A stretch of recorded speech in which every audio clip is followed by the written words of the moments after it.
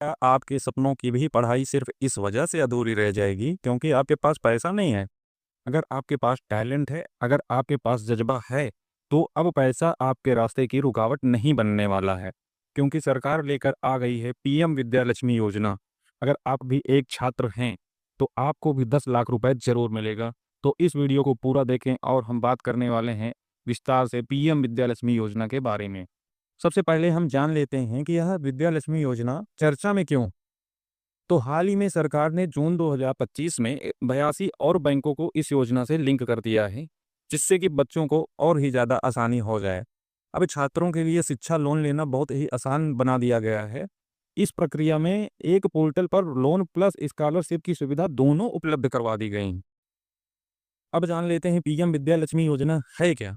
देखिए, पीएम विद्यालक्ष्मी योजना को हम सरल भाषा में बोलें तो यह एक सरल और पारदर्शी और सुलभ शिक्षा लोन प्रणाली है, जिसमें बच्चों को एक ही जगह पे लोन की सारी सुविधाएं प्रोवाइड करवाई जा सकें, जो कि पहले हमें अलग-अलग बैंकों में जाकर अप्लाई करना पड़ता था लोन लेने के लिए। बट अब ये सरकार हमारी योजना क्या लेकर के आ गई है कि एक ही पोर्टल के द्वारा, एक ही वेबसाइट के द्वारा आप किसी भी बैंक से लोन ले सकते हैं, सिर्फ एक अप्लाई घर बैठे कर देने से। एक पोर्टल पर विभिन्न बैंकों से लोन आवेदन कर सकते हैं, अर्थात अब अलग-अलग आपको बैंक में जाने की ज़रूरत नहीं है। एक ही पोर्टल से आप ऑल इंडिया सारे 82 बैंक जो इसमें लिंक किए गए हैं, उससे आप लोन ले सकते हैं। ये फाइनेंस मंत्रालय, शिक्षा मंत्रालय और आईटी मंत्रालय की संयुक्त पहल है, जो कि एक बहुत ही अच्छी पहल मानी जा रही है। दोस्तों, इससे किसे और कितना लाभ होगा, आइए इसके बारे में हम जान लेते हैं। तो इसके लाभार्थी जो होंगे वो अर्थात ग्रामीण परिवार से हों, गरीब हों और मध्यम वर्गीय छात्र हों।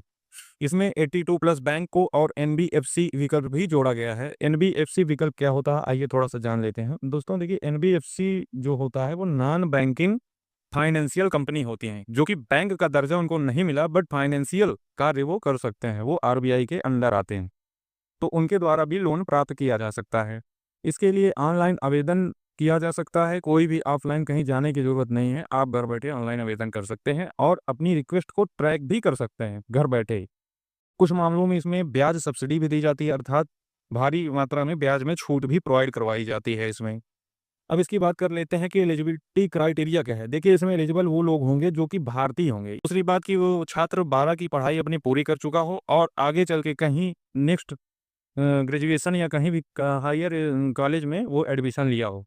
ये नहीं कि आप 12th पास किए और आप एलिजिबल हो गए, कहीं पढ़ें या ना पढ़ें। बट इसकी क्राइटेरिया यही है कि आप कहीं न कहीं एडमिशन ले चुके हों। अब आता है कि मान्यता प्राप्त संस्थान में प्रवेश हो। किसी भी कॉलेज में एडमिशन ले लेने से आपको 10 लाख रुपए का लोन नहीं प्राप्त हो जाएगा। इसके लिए आपको एक मान्यता प्राप्त संस्थान में ही प्रवेश लेना पड़ेगा। 4th पॉइंट क्या है हमारा कि परिवार की आय 4.5 लाख से कम हो तभी आप सब्सिडी के लिए एलिजिबल होंगे।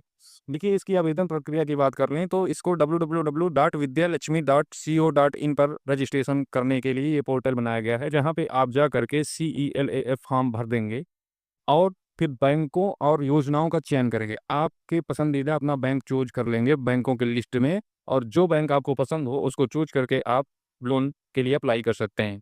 आवेदन की स्थिति ऑनलाइन ट्रैक भी कर सकते हैं। अगर आप अप्लाई करने के बाद आप ये जानना चाह रहे हैं कि हमारा वो लोन का रिक्वेस्ट कितना आगे बढ़ा, कितना नहीं बढ़ा, रिजेक्ट हुआ कि अप्रूव हुआ, तो इसके लिए आपको कहीं जाने की ज़रूरत नहीं, ना किसी से पूछने की ज़रूरत है। आप ऑनलाइन ही एक सर्विस रिक्वेस्ट नंबर आपको मिल जाएगा जिससे आप ट्रैक कर सकते हैं। अब बात करते हैं कि इन योजना में जो ये योजना है पीएम विद्यालक्ष्मी योजना, इसके अंतर्गत कौन-कौन से बैंक हैं? सबसे पहला बात तो भारत का सबसे बड़ा सरकारी बैंक एसबीआई है, फिर पीएनबी है, फिर यूनियन बैंक है, एचडीएफसी बैंक है, आईसीआईसीआई बैंक है, जो कि हाई प्रोफाइल बैंक हैं, आदि-आदि बैंक लगे हुए हैं। इसमें कुल 82 बैंक योजना में शामिल हैं। 82 बैंक लगभग हमारे जानने वाले जितने बैंक हैं, सारे इसमें शामिल हैं। अब हम बात करते हैं कि इससे कुछ क्वेश्चन जो हमारे एग्ज़ाम के पॉइंट ऑफ व्यू से बहुत ज़्यादा इम्पोर्टेंट हैं, वो क्वेश्चन को भी हम डिस्कस कर लेते हैं क्योंकि ये ज़रूर से ज़रूर पूछा जाएगा क्योंकि ये छात्रों से संबंधित है, तो ये क्वेश्चन एक हमारा तैयार हो जाएगा। देखिए, क्वेश्चन क्या है कि प्रधानमंत्री विद्यालक्ष्मी योजना किस उद्देश्य से शुरू की गई है?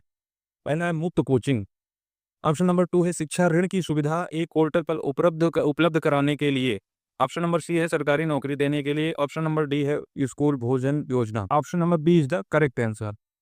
शिक्षा ऋण की सुविधा अर्थात शिक्षा के लिए लोन की सुविधा एक ही पोर्टल पर उपलब्ध कराने के लिए ये योजना बनाई गई है, दोस्तों ये आज की योजना कैसी लगी और आज का सेशन भी कैसा लगा, इसको आप कमेंट में ज़रूर बताएं और वीडियो को लाइक सब्सक्राइब जरूर करें। मिलते हैं अगले सेशन में जल्द ही। धन्यवाद।